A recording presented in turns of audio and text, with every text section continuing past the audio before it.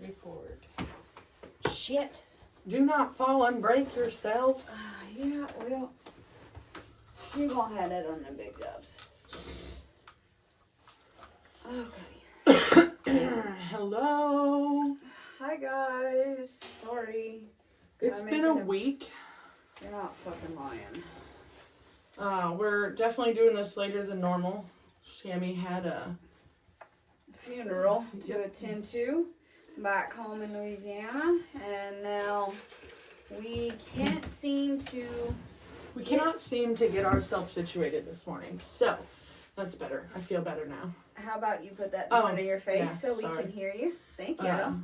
I am struggling today, guys. I am sorry. Thanks. Anyway, we're back. We are back. It's been a week. We wanted to make sure we got our sneak peek in this week, since the plan is still not to next week unless we get a wild hair, but I feel like we're going to need to recover next week. I feel like, I can't drink because of the medicine that I'm on, so I will probably be the only one who is sober on our camping trip. You can't partake just a little bit. I'm not supposed to drink at all. I did. I'm a not. Technically, I'm not supposed to drink now. You're supposed to wait. Oh, wait. You've already hit that January, mark. February, March, April, May. Technically, I'm only a month ahead of when they told me I could drink again, so. Well, you've been drinking for a hot minute, so. Shh. Hopefully my doctor doesn't see this. I doubt your doctor sees this. That's true. That doctor's good looking. Stop it. He is. I told my husband the first time I seen him, I go, babe, if I was 5 years younger and didn't have all these kids, and he goes, bitch. I'm dead. Yeah, no, we just got the bunch of bullshit back in Louisiana going on right now. I'm trying to get Uncle Junior tended to, and I'll fight a hoe for you. I'll fight a hoe with a broke chicken wing. I don't give a shit. I ain't ever met Uncle Junior other than on the phone, but I tell you what. He's just the cutest little old man. I would fight somebody for that man. He is so sweet. He's so cute. I love him. He is 4 foot nothing.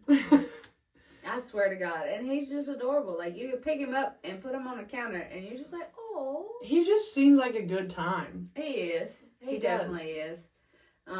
He tell you some stories, though. I ain't gonna disagree on that one. But I love that, though. That's like my favorite part about older people. Yeah. When they want to sit down. It's like that song, what is it? That's Something to Be Proud of by Montgomery Gentry, when they talk about you always ended up starry-eyed, cross-legged on the floor. That's me. When someone older wants to sit down and talk, I'm like, you tell me whatever you want. Tell me about everything. Everything. I love it. I love hearing old stories and... Oh, they're a trip. I ain't gonna lie to you. Especially when you get...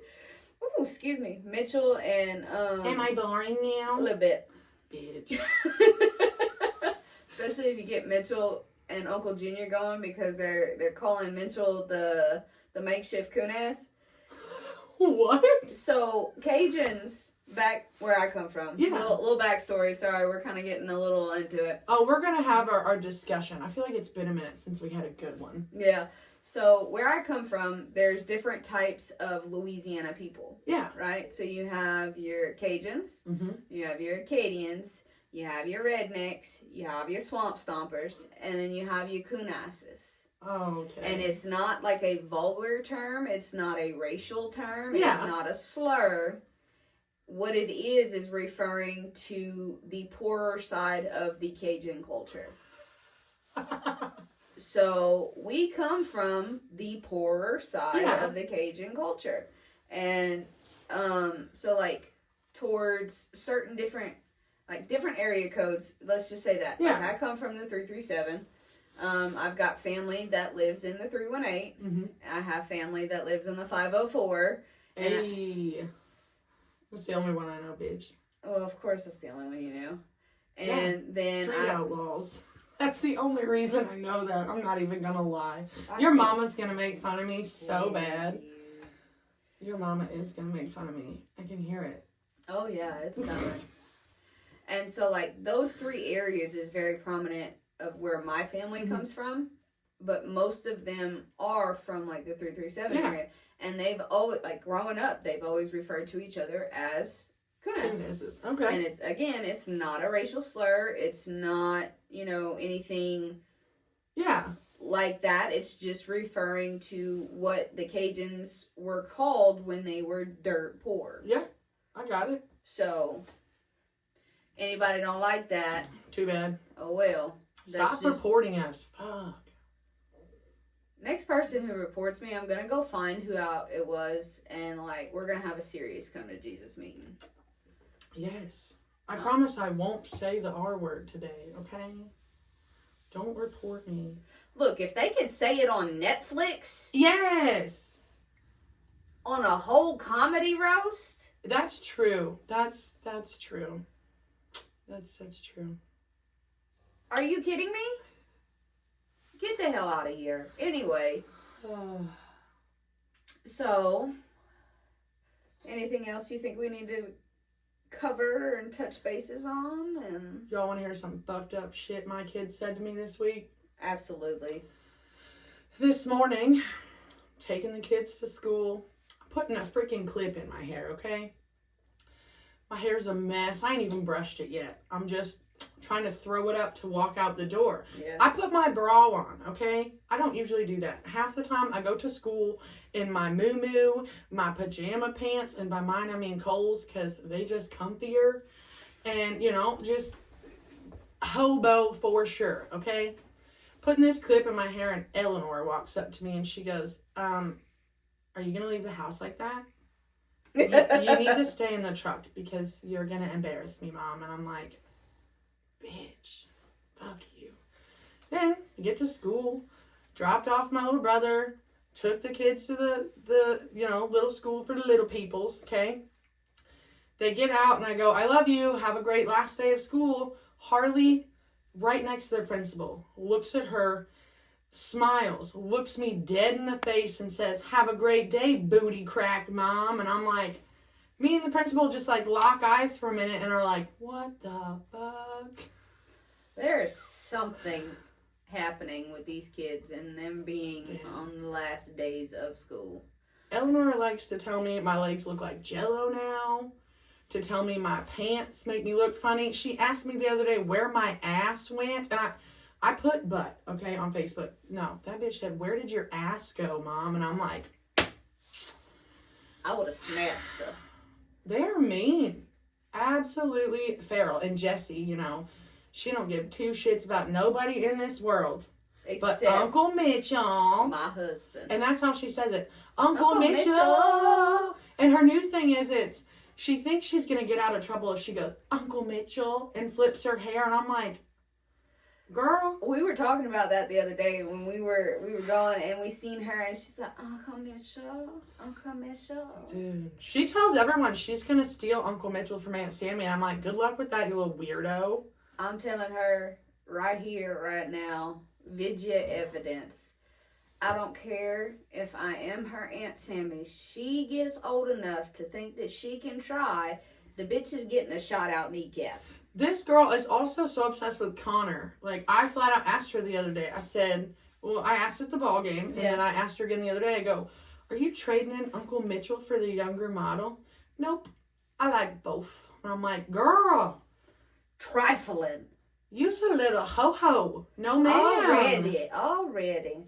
She asked me this morning, she goes, you got Aunt Sammy's? I said, yep. She goes, to Uncle Mitchell, I love him. I said, he's at work. She goes, that's fine. I'll call him later. So I'm telling you, I ain't never been mad at no child in my life, but I want to snatch the shit out of her sometimes. Oh my God. I asked her, I said, what snacks you want to take camping? She goes, I need Twinkies. I said, oh, you need Twinkies? Yeah. And Uncle Mitchell too. By extras. Look, she knows when I have Twinkies, when they actually do stay in my house for a little bit of time, she knows to come into my house, go straight to my pantry. Right where they are. Right where they are. I can even hide them, and she'd be like, that's not where they go. I think she smells them. I really do. I hid them just to see one time. Yep. I'm not even lying to you. The last time all the kids were here, I had Twinkies. I hid the box. She found them, didn't she? She did. She's fucking feral, dude. She's something else. And she looked at me. I'm having one of Uncle Mitchell's Twinkies. I'm like, whatever, kid. I'm done with you today. It's just the number of mornings she used to wake up and be so excited to see me or Cole. Monday mornings when Cole doesn't work, absolutely excited it's Daddy. But the second we hit Tuesday through Friday morning and Daddy's at work, it's always, I call Uncle Mitchell today. Bitch, it's 6 o'clock in the morning. Sit the fuck down. You can call Uncle Mitchell later. And the other day, she was being a dick. And I told her, I said, you're not calling Uncle Mitchell today. Heifer stole my phone. And called my husband. We were on the road. I'm going to have to take pictures off of your contact and Mitchell's contact because she will. She just knows that if she clicks on Uncle Mitchell's face or Aunt Sammy's face, she gets to call. And I'm like, dude, no. I believe it. Oh, shit. I believe it. But I think what else? You got anything you want to talk about before we start? Absolutely not. All right. We're going to jump in then. I'm kind of excited about this one. This is welcome to episode 13 of Blood Beneath Moss. We're your hosts, Abby. And Sammy! This case, I spent a good amount of time on. I was genuinely excited about this one. I know it sounds weird. I was excited about it once I dug into it, but I was also like, holy shit, as I dug into it. This, again, trigger warning for some. This is a child abduction and murder case. So if you don't think you can watch this one, I fully understand, It was hard at first to get through it, but the more I dug into it, it was so strange and just weird. This one, I don't know, it just bugs me. The more cases we do that involves children, the more it tends to frighten me of letting them out of my sight. Like, I'm not gonna going camping this weekend. I'm very nervous. And well, I'm like, we booked our spots later, so we're not around all the other people. When I took them camping last year, we were all together, and I felt better. Now we're all kind of spread out, so knowing my kids, I'm gonna have to watch them like hawks, because the older ones specifically are gonna think they can just walk on over. No, the fuck you cannot. Well, so hopefully we're close together, because like having the camper and then the tents, it'll be better. But and if they start banging on my door in the middle of the night, at least I know I'm right there. Oh, they shouldn't. They usually go to bed at a decent time because they be crazy wild all day and then they crash. Well, I like knowing that we also have our own bathroom. Yes. We have our own little Bitch, I'm not opposed to peeing in the woods, okay? I'm not either, but I'm also at the point in my life, if I don't have to get poison ivy on my ass, I'm not going to. I get that. I can honestly say I've never had poison ivy. I guess I'm not allergic to it. I'm not allergic to poison ivy, poison oak, or, there's another one. Sumac. No, I'm allergic to sumac. Ooh, bitch. Sumac fucked me up. But, no, the more kid cases we do, the more of like a smother hen I become. Yes. Helicopter mom to the fullest extent, to the point. This will probably be the last kid case I cover for a minute. Like, I was telling Sammy the other day, I was researching my next one. And as I was looking up cases in Ohio, the first 5, 6, 7, however many cases that popped up were kids ones. And I was like, nope, definitely plenty big enough, plenty evidence, could have done them. But I've done so many now because I did Gina Dawn Brooks, I did Dalton Messercheck, I've done a couple teens, and now this one. It's just, it's a lot to just think about all the different ways that kids have been abducted, hurt over the years, and people don't have answers. It petrifies me that something will happen to them, and that's what will happen, is we won't get answers for years, decades. Absolutely not. I don't know about you, but if it ever did happen to our children, God forbid, I work faster than FBI, CIA, DEA, all wrapped into one. I will find the fuck out and flip the fuck out. And see, that's the good thing I think about both of us, is we also have very large families.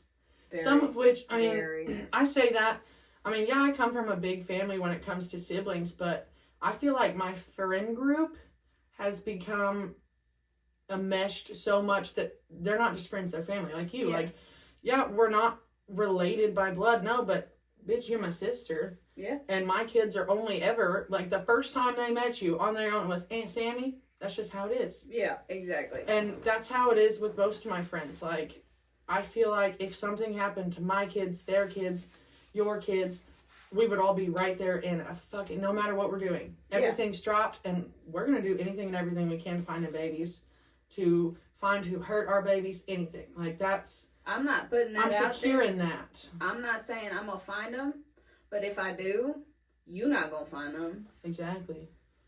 Your face will be on a milk carton and a missing persons poster. And being like, oh no, I'll help you look. I play dumb, don't play.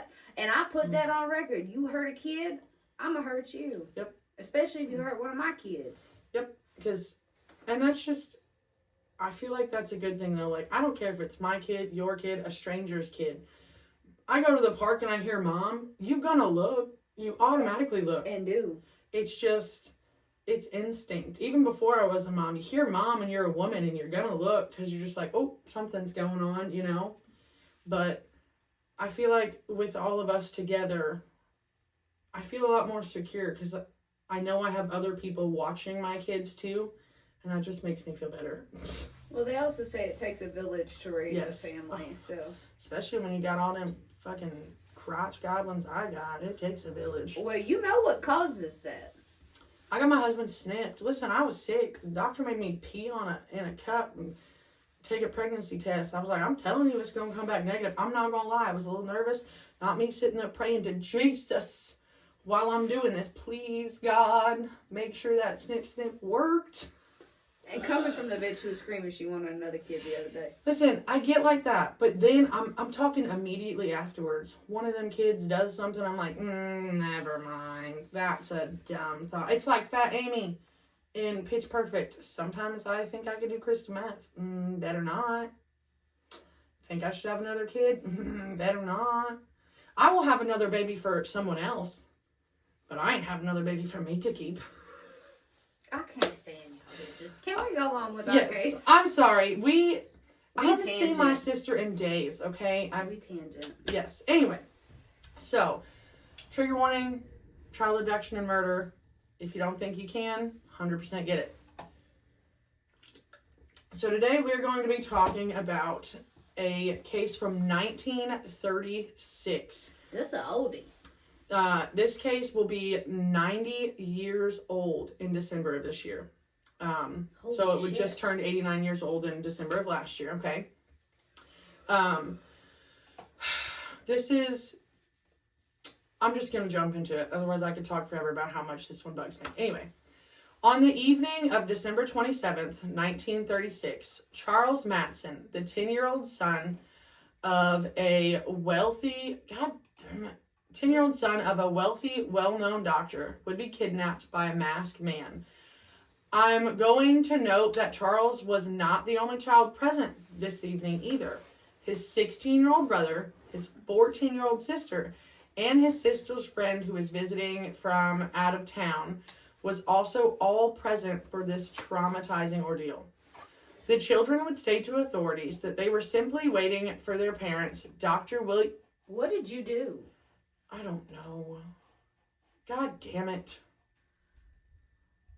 I closed it out. God damn it, guys. You struggling today? You got that? Do we need to... We're just going to leave this in. Fuck it. Yeah, we're just going to leave it in. Anyway, okay. Charles was not the only child present that evening. His 16-year-old brother, 14-year-old sister, and his sister's friend from out of town were all present for this traumatizing ordeal. The children would state to authorities that they were simply waiting for their parents, Dr. William Mattson and Hazel Mattson, to return home. Name. I know, I love Hazel. I have a niece named Hazel. That is so beautiful. Cute. Okay. Her birthday's today. Anyway, sorry. To return home from the social event they were attending. And I mean, it's right after Christmas, December 27th, probably they were very wealthy people. When I talk about this house in a minute, wealthy people, okay? I would assume, 1936, it's a, bunch of the other wealthy people in town having a little after Christmas party, early New Year's type thing, I mean, maybe even a fundraiser type event with him being a doctor. Definitely possible. The kids would state that they were emotionally tormented by the masked intruder before he would look directly at Charles and say something strange right before he picked up Charles and ran into the night, leaving only a ransom letter behind. The kidnapper never apprehended, and Charles' body would be discovered 15 days after his kidnapping. I'd also like to note that this case occurred during a national wave of ransom kidnappings following the Lindbergh kidnapping and quickly became a national priority. Do you know how crazy the Lindbergh baby kidnapping was? It was insane. I'll talk about it in a minute. It's what caused the, I don't remember exactly what it's called, but I have it in there. The federal act, basically, the name's in there, where the second a child crosses state lines, it becomes the FBI is automatically involved, whether you want it or not. They're in it. Yeah. So, I mean, and when I was looking into it, I kind of looked back on the number of kidnappings between the Lindbergh and this one, and when they say wave, I feel like that's an understatement. Yeah. It was fucking insane, the number of children that were being kidnapped for ransom. It was an outrageous number. I'm talking like every couple of days across the U.S., wealthy families were having their children kidnapped. Like, it was absolutely ridiculous. So, now let's jump right into it. It's around 8:45 on Saturday. God damn it. On Sunday. You are struggling I today. am. I'm so sorry, guys. 8:45 on Sunday, December 27th, 1936, in Tacoma, Washington. And Charles Fletcher Mattson was sitting in the living room of his family's home, enjoying a snack and a pop with his brother William Mattson Jr., his sister Muriel Mattson, and Muriel's friend from out of town. The kids were alone, just waiting for their parents, Dr. William Mattson and Hazel Mattson, to return home from a social event. They were just sitting there eating and talking when they heard a very loud knocking on the French doors that opened up to the terrace at the back of the house. And of course, little boys, always very, very curious. Naturally, Charles went to investigate. He comes running back to the other children, telling them that he saw a masked man standing in the courtyard in front of the front doors. So that's what I mean when I say they was rich. Like, they had a whole ass courtyard, French doors. Like, there was like a sketch of this house. When I say his parents were wealthy, they were wealthy, like filthy wealthy. No, thank you. Yes. The kids would report that the man continued to pound at the doors and screaming to let him inside. But of course, the kids refused. It obviously angered the masked man more, and he eventually used the butt of his gun to break one of the glass window panes. He reached in and unlocked and opened the French doors. Once he made it inside, the kids say he aimed his gun at them and screamed, "Don't you kids try anything, because I have a bulletproof vest on." They also said the man demanded money, even searching William Jr.'s pockets. And when he found nothing, he stated, "Home like this should be good for some money." And that's when Junior tells him that they don't keep cash in the house. At some point in this interaction, I'm unsure of when, but the mask slips off the man and the children get a really good look at the intruder kidnapper. I would have been on that like white on rice. Yes. Now that the intruder has realized quick cash isn't happening, he looks at Charles and says, "I want you to come with me. You're your father's favorite, so you're worth more money." How do you tell that to a child? Exactly. Sick fuck. Sick fuck. The kids state that the man looked them all over and told them not to call the police because he would come back and kill them. He then dropped a ransom note on the floor and the broken glass, grabbed Charles, and ran through the French doors as the kids watched as the kidnapper ran with Charles tucked under his arm from the French doors across the backyard, down the steep embankment towards Commencement Bay. So, I mean, they were able to watch him get far enough away, I feel like, before Junior calls the police. Okay. Junior, as soon as, they're out of sight, immediately ignores the kidnapper. He calls the police, and they arrived in just a matter of minutes. with Dr. Mattson and Hazel right behind them. So I'm assuming, they were at rich, some kind of, rich family, connection to the police, someone immediately let them know and they were right back. So with the kidnappers' mass slipping, the kids were able to give a detailed description to the police, and a sketch was made and distributed widely, being put out on posters, published in papers, and posted on the FBI's bulletin.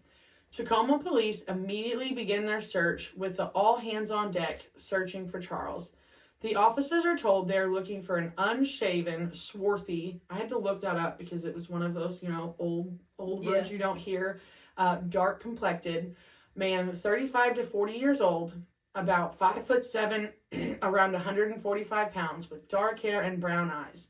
This was based on the kids' descriptions. The kids would also note that he sounded like he had a foreign accent of some kind as well, but they couldn't really pinpoint. It just sounded, it just didn't sound normal to them. Yeah. And he was wearing a dark blue jacket, dark work trousers, and had on a brown and white checkered cap. I just want to say, researching this, I loved that it was older because I loved the way everything is just, it was pop, not soda, and trousers, not pink. I just loved that. I don't know. Old soul. Anyway, authorities said that based on his escape route, it strongly suggested the kidnapper had to have a car parked on Ruston Avenue. Ruston? Shut up. And possibly even an accomplice waiting in the car for a quick getaway. Which to me, it sounds more likely that he had an accomplice. Because they were there fast. Yeah. No fucking sign of him. Authorities would also note that even though he ran towards the bay, an escape by boat was highly unlikely due to the fact that the tides that night were some of the lowest tides of the year. Authorities would search throughout the night to no avail. As detectives worked the scene, they found a folded, pocket-worn note that appeared to have printed on a children's type of typewriter with an odd color ink as well. At first glance, it appeared to be incoherent and rambling, but at a closer look, it showed the ransom note to be well-written and precise. Well-written, that's funny. Precise very much. The ransom note would read. Not how you typed it?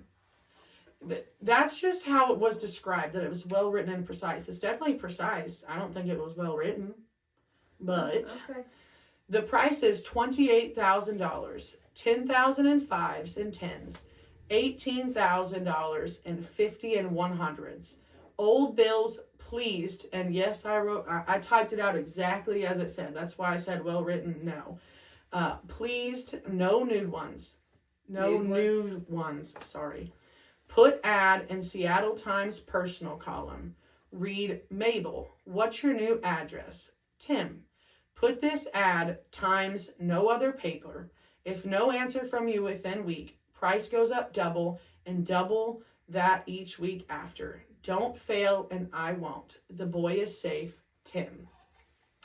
So right off the bat, that was hard to read. That's why when it said well written, because at that point, for the things that I have quoted, I literally copied and pasted them because my computer kept wanting to fix every single misspelling, and I was like, no, quit it. So.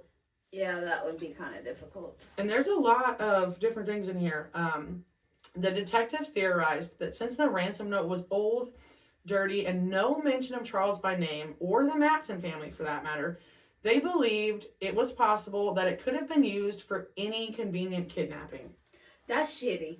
Yes. That's shitty.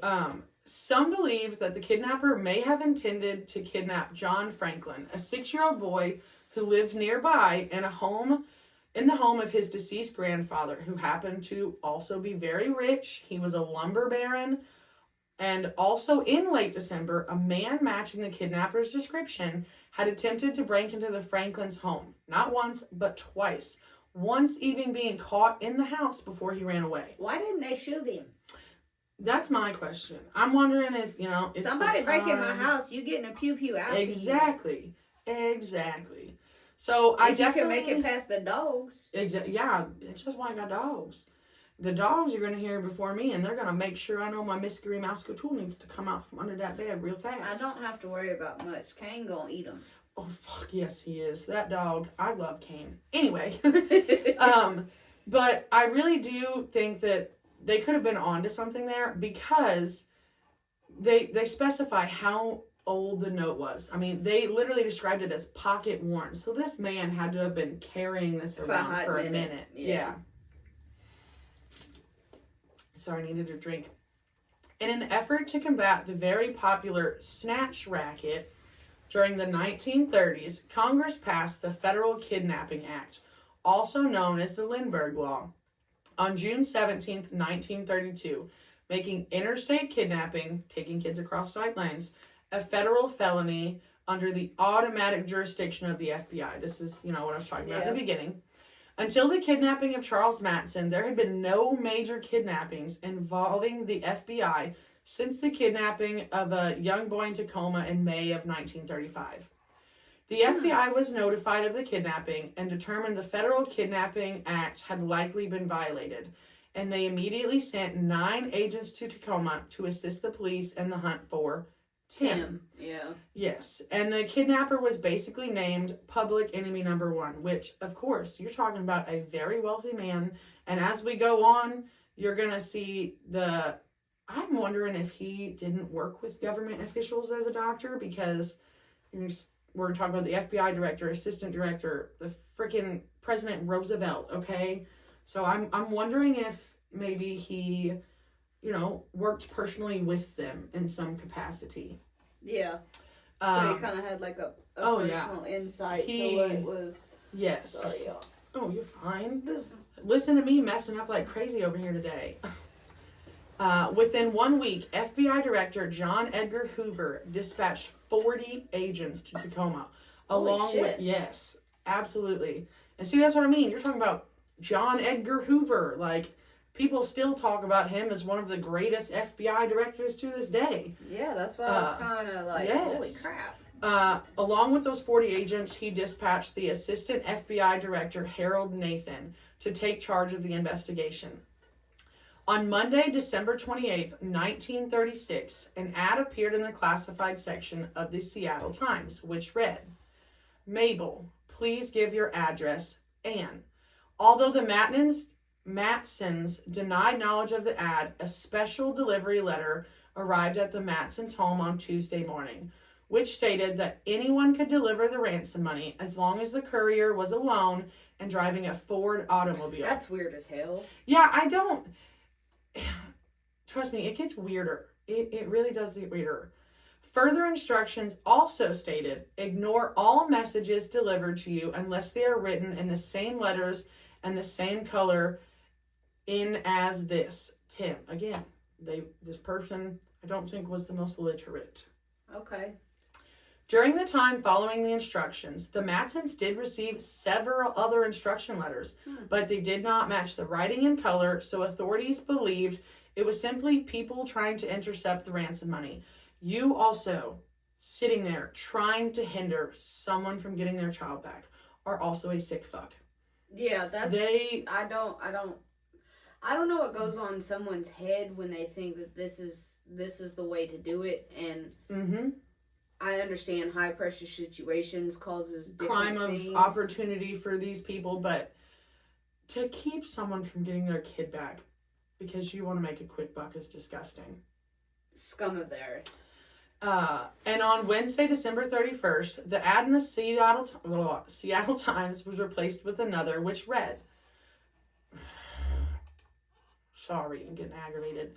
"Mabel, we are ready. Everything in accordance with your desires, Anne." But negotiations seem to have stalled, so eventually a third ad would be placed in the personal section of the Seattle Times on Monday, January 4th, 1937, which read, "Mabel, we have received your communications. Police have not intercepted them. Channels are entirely clear. Your instructions will be followed. We are ready, Anne." Charles' father, Dr. William Mattson, publicly requested that law enforcement stop searching for the kidnappers, so it would leave all avenues open for the payment of the ransom and the release of Charles. And he also asked the news media to stop following him everywhere he went and to please stop reporting information from reliable sources. But of course, it's the media. They 100% ignored Mr. Mattson's pleas, and still no new correspondence would take place. Before I finish that, the amount of things that the media was putting out there, saying that the family was saying this source told them this, that I really think it was all bullshit. It made this so much harder for them. It was bad. It was even the director of the FBI, Hoover, is going to like severely criticize the media when this is all over. It was bad. Well, I don't know if you know this, but they're still like that to this day. Absolutely. Media's probably gotten 10 times worse now. Oh, yeah. Well, yeah, because it's everywhere now. Yeah. Everywhere. So. Will you put that damn thing down? You were cotton mouth. I said that. You speak in cursive today, and that ain't gonna help you. So, no new correspondence was take place with the kidnappers. So, on Thursday, January 7th, 1937, the Mattsons ran a 4th classified ad in the Seattle Times, which read, "Mabel, I am getting the notes. Police are not intercepting them. I accept your message of identification. All requests have been carried out. I will do as instructed without anyone knowing. Anne." But again, they would receive no credible response. 11 days had now passed, and the Mattsons had no idea whether Charles was dead or alive. And to make matters worse, Dr. Mattson continued receiving frequent ransom messages by phone and mail that yet again didn't match the letters in ink color as sent by the actual kidnapper. The police and the FBI would keep their promise to Dr. Mattson. They were not actively searching for Charles' kidnapper. They instead shifted their focus to stopping the interlopers trying to exploit the Mattsons for the ransom money, which I think was really great because you have the media being like, "Nah, fuck you, we're going to run with this." But then you have them like, "No, we're going to focus on this. You focus on your part, and hopefully we can do this together." Yeah. When it comes to child kidnapping and stuff like that,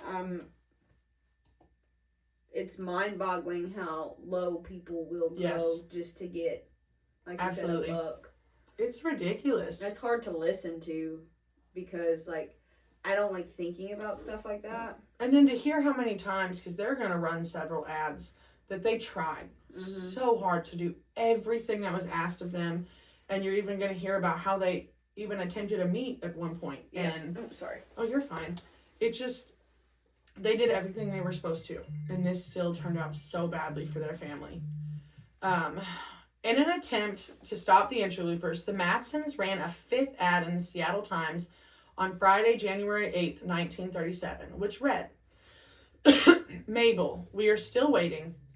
All arrangements have been carried out in accordance with instructions contained in notes received.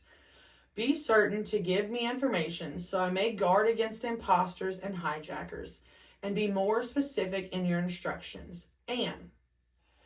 And on Sunday, January 10th and Monday, January 11th, the same ad would appear with the addition of one extra sentence, which read, "In view of the lapse of time, also desire new proof my son is still alive and well.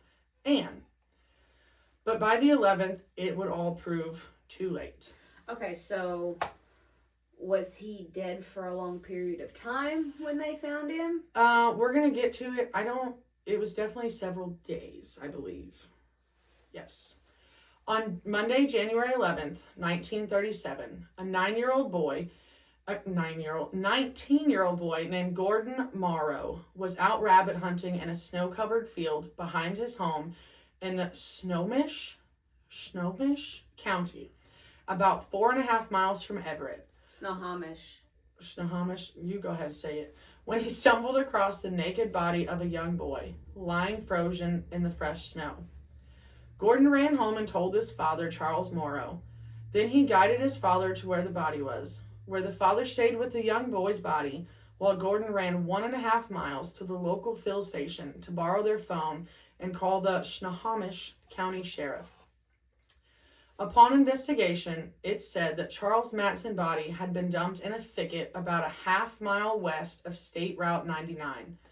Deputies discovered tracks and footprints in the fresh snow, indicating that the boy had been murdered elsewhere than dumped there in the thicket, and most likely left there late sometime Sunday evening due to the way his body was placed, the snowfall under him, around him, and on him. It had snowed significantly that night into the morning, and there just wasn't too much on top of him for them to believe he had been there for several days. Okay. I was about to ask that. Oh, no, you're good. Gordon told authorities that around 9 p.m. Sunday evening, his usually calm bulldog was running from one door to the other trying to get outside. So authorities believe Charles was most likely dumped around that time period, and that makes sense. My dogs, if they feel a presence, even if it's another animal outside, they're gonna go crazy. They want to know what's going on. You've heard my dogs? Yes. Them bitches go crazy at the wind. They do. They're like, Mom, I got it, Mom, yep. I got it. Yep. Charles' body was held at the scene until a Mattson family friend and a relative of the Mattson family arrived to ID the body. After the initial review of the body, it was determined the most likely cause of death was from several blows to the head with a blunt, heavy object, and his body had bruising that indicated he had been handled very roughly. Abrasions on his wrist suggested he had been bound at the wrist, and they estimated his time of death, possibly as Thursday, January 7th, 1937. At the direction of the FBI, a formal autopsy was completed, and it revealed that, and this is why I don't understand it wasn't talked about before this, because you would have seen it when he moved his body. Yeah. But it was revealed that Charles had been stabbed in the back with a long-bladed knife, as well as bludgeoned. And they don't really state anywhere what his actual cause of death was. I would assume probably a combination of the both, the blood loss, the blunt force trauma. I would assume a combination of both. Stuff like this, it's hard to tell unless you're actually looking at it. Yes. This poor baby was, in every sense of the word, tortured. They handled him like a rag doll, kept him bound, bludgeoned him, and stabbed him in the back. There's a special place in hell for the type of monster that could do that to a fucking child. Wrong. Special place in hell. If you ever seen, what is it? What's the one? It's got Adam Sandler in it. Where the devil shoves pineapples up Hitler's ass. That's your place. Devil shoving pineapples up your ass. That's your place. Some people might call that kinky. That's gross. The White House was informed late Monday evening, and on the morning of Tuesday, January 12th, 1937, Can you talk today? No. President Franklin Roosevelt issued an official statement to the nation. I'm not going to read the whole statement. Statement was pretty decent in size, but I will say a simple Google search of Franklin Roosevelt statement on Charles Mattson, and you will find the entire statement. Like, it's still up on the White House website today. Dang. Yes. But in the statement, President Roosevelt did say that the Attorney General at the time did offer a sizable reward for the time period for information leading to the arrest and conviction of Charles Mattson's kidnapper and killer. And during the same day, later that afternoon, during a press conference, Paul Scavey, one of the men who identified Charles' body, and a spokesman for the Mattson family, told reporters that the kidnapper had communicated at least 3 times with Dr. Mattson, but as days passed, his communications were confusing and conflicting, making Dr. Mattson unable to get clear instruction on how to deliver the ransom money. He also stated that in early January, Dr. Mattson had attempted to meet the kidnapper at a secret location in Beacon Hill in Seattle, but there had been a large amount of snow causing a traffic accident nearby, attracting police presence, and obviously the kidnapper, fearing a trap, failed to appear, and that's when the negotiations stopped. Never heard another thing. That's when he killed that baby. That's what I think. Charles' funeral was held on January 14th, 1937. During his service, the FBI and police were busy collecting information from the public and pursuing every lead. They tracked down known criminals, questioned many suspects, and looked for stolen cars. They also searched the county looking for potential hideouts and clues.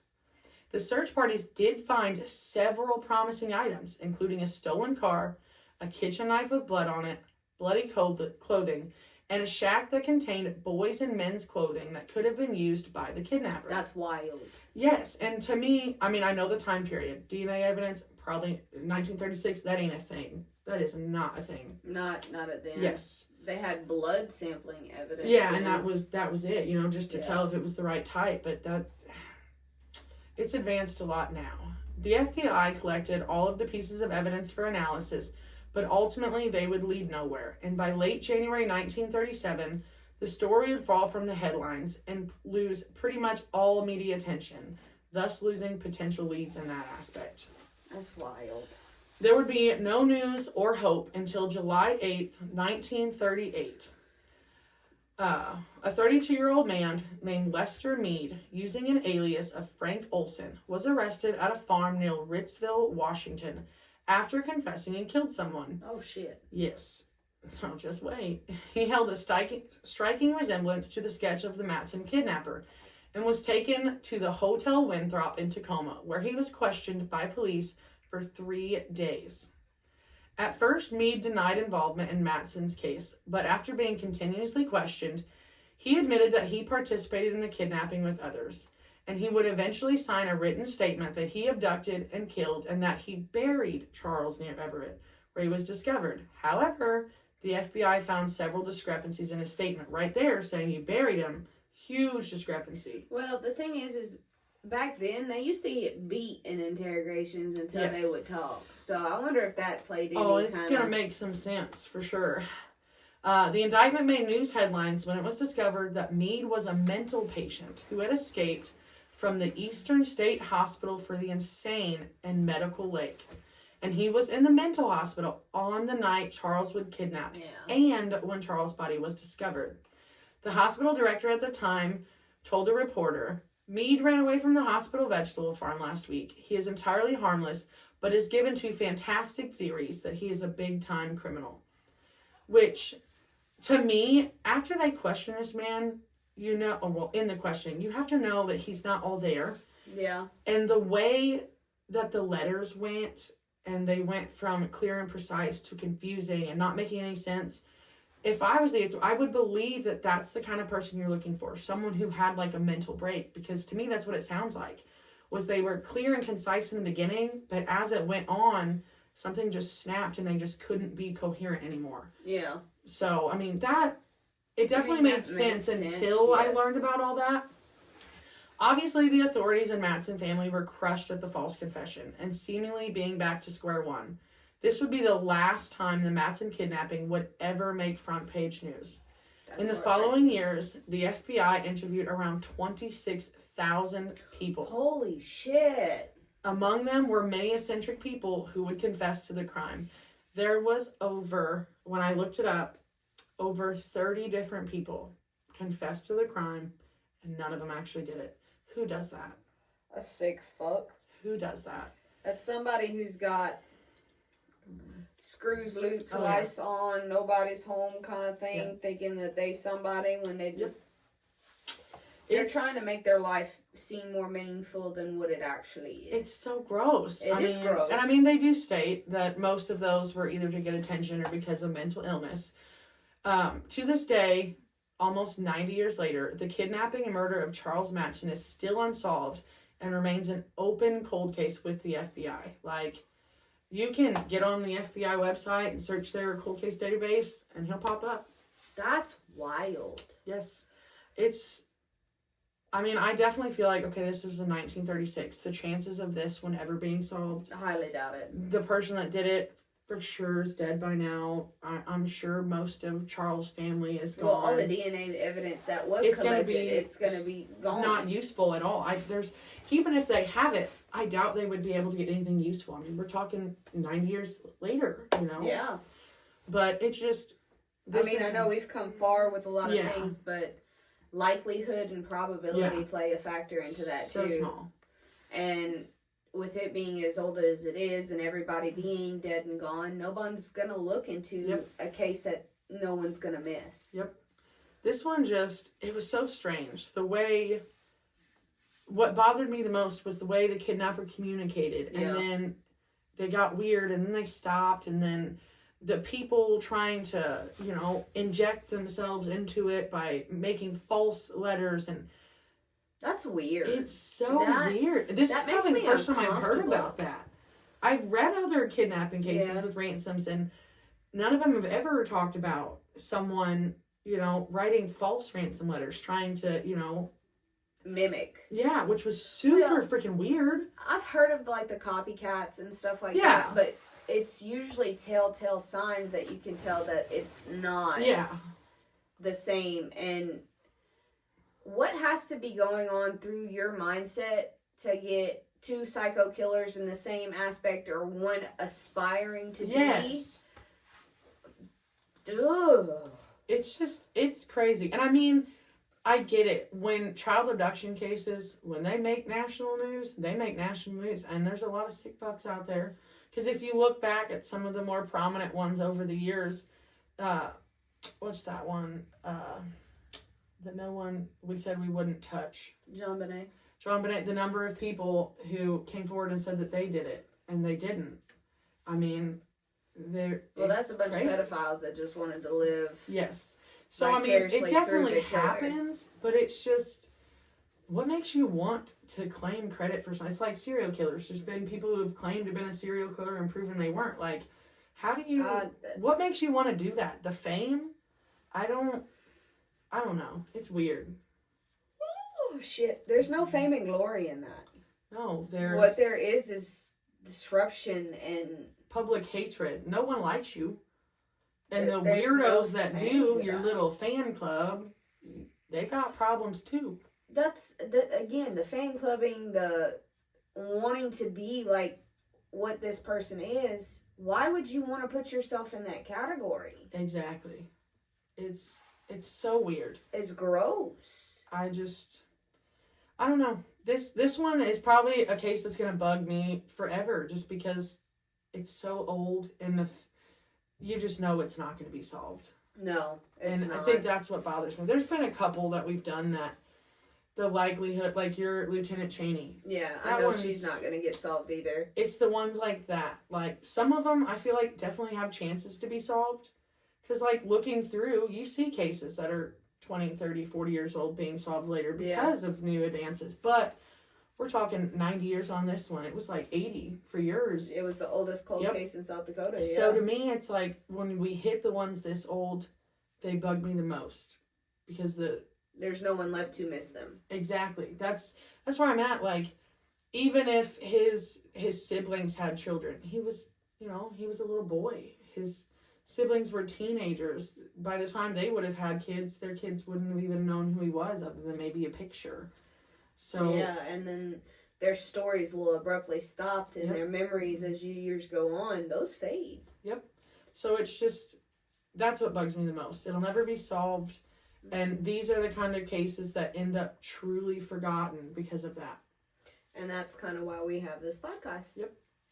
Because this is, I don't know, it just bugs me. But doing this case also, cases bother me. It bothered me, but this one kind of brought me some peace to know that, okay, we're going to talk about it. Someone's going to talk about it. Yeah. You know what I mean? Like, you keep things alive by keeping...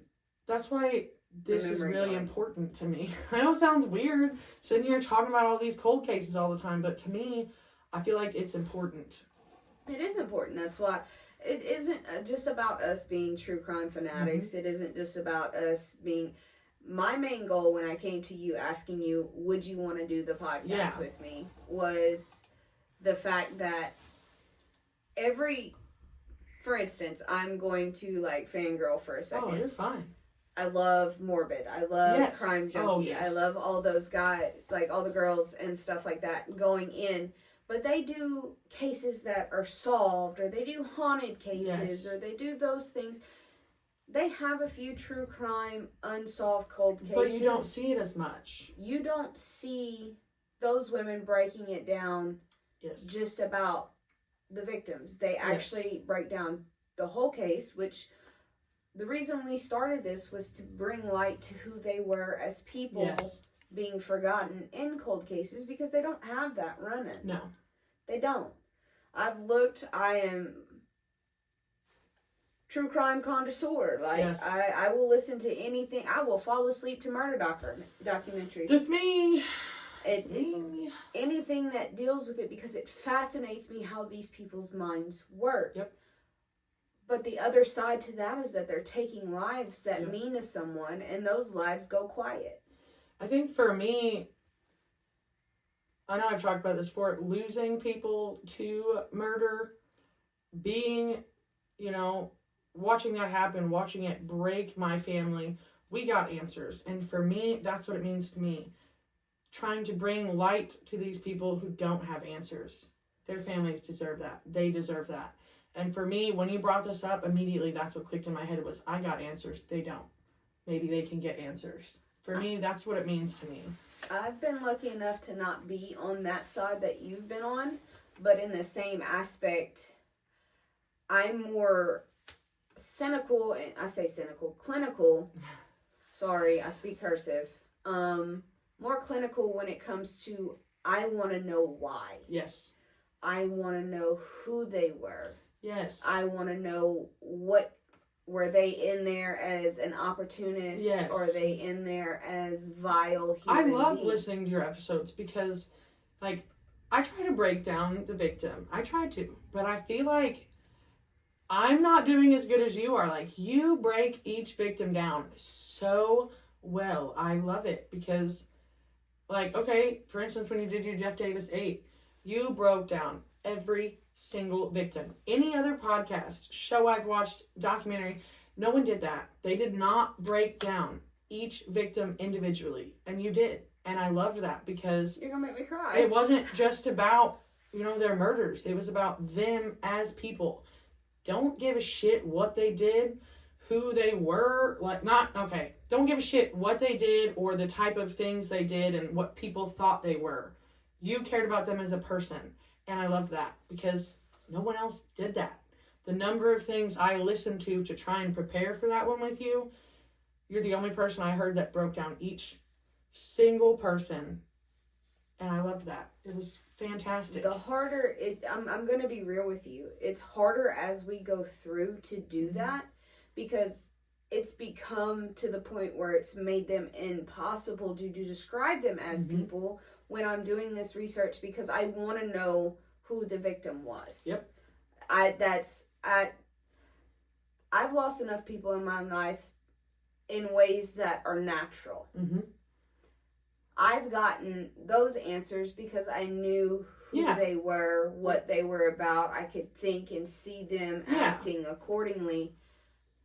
When we do these cases, I want to picture them like my family of getting those naturals. So I want to know who they were. But as we go on, it's becoming harder and harder because I feel like they stick with us more the more we learn about them. That and it's becoming to the point of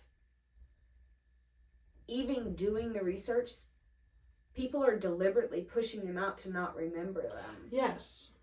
And that's heartbreaking to me because I want to know them. Yes. I want to look at them like they're my family so I can feel like I'm doing them justice. Yes, exactly.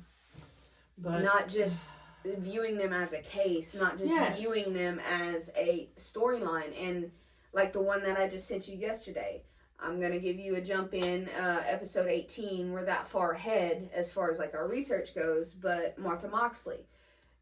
There's hardly any information about her as a person. I've noticed that too. Trying to find things.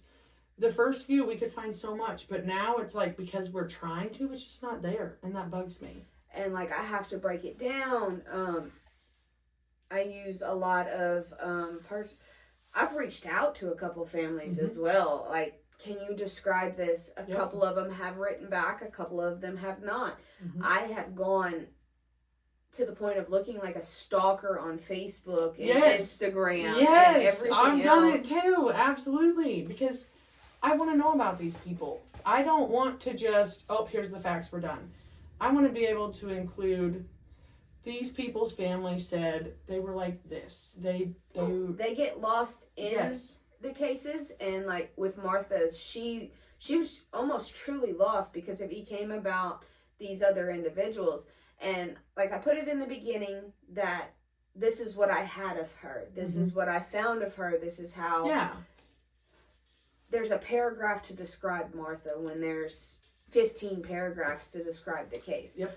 But in the same aspect, doing this podcast, I promised myself I would describe the whole case, even describing and it's hard because as time goes on, things get lost.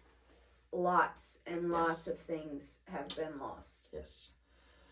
So, thanks for joining us and listening to our ramblings before and after. Yeah. If you stuck with us the whole time, you are the freaking best. Because today was a rough day. Today was a very, very rough day. But next week, we are going to record 2.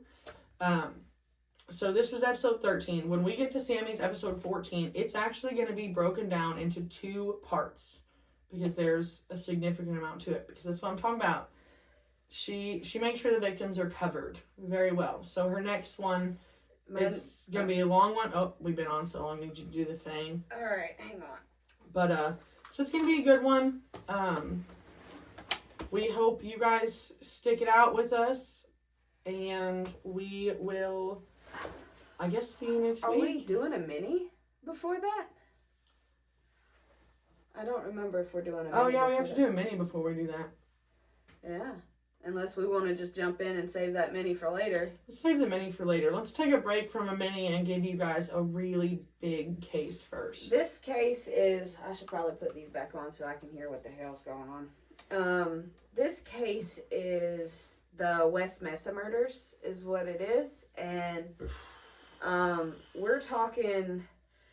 There is 14 pages that I've written and over 15,000 words collectively that I have typed out, and I've done the research on each victim. I've gone through, and I was able to get in touch with one of the investigators of the case. Awesome. I was able to email them, and she kind of gave me insight of what they called the war zone. I love that. Dude, I was invested.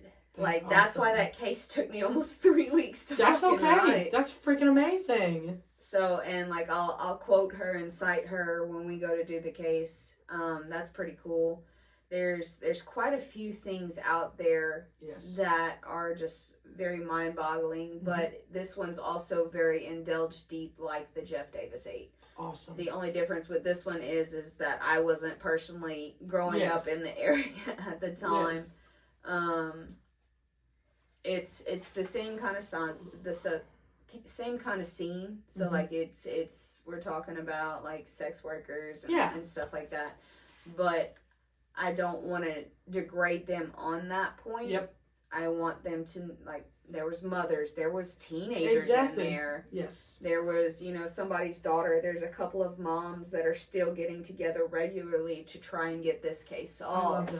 I love that. There's a lot going on with that one. So if we're going to save the mini for later, you guys can just get ready and buckle up because it is a 2-parter. It should be a good one. I'm excited. This case, we're talking long as shit. That's all right. I'm here for it. And I don't know. Hopefully y'all are here for it. So the first, I kind of timed it.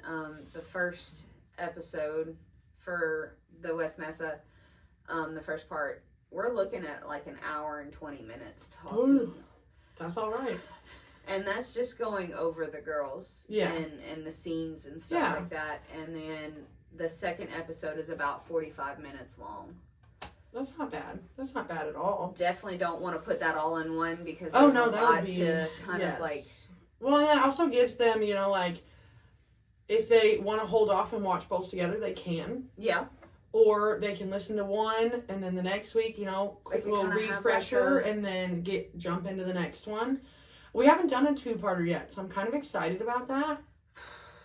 I think it'll be great. I think you're going to be fantastic. I appreciate it. I do. I am hoping you find a 2-parter real soon. I thought I found one, and it ended up not being that. I'm still very upset by that one. the number of victims with how little was there, even about the crimes, I was like, what the fuck? You have a freaking serial killer and this is all you got? Sometimes it's hard, but I don't know. It's like when I go through the list, I just let them call to me. I know that sounds ridiculous. No, it doesn't. It doesn't. So I'll give it like a big list, and I'll think I'll have it, and we'll be on the phone together, and be like, I think I got it. I think I got it. I think I got it. We both could. Yeah.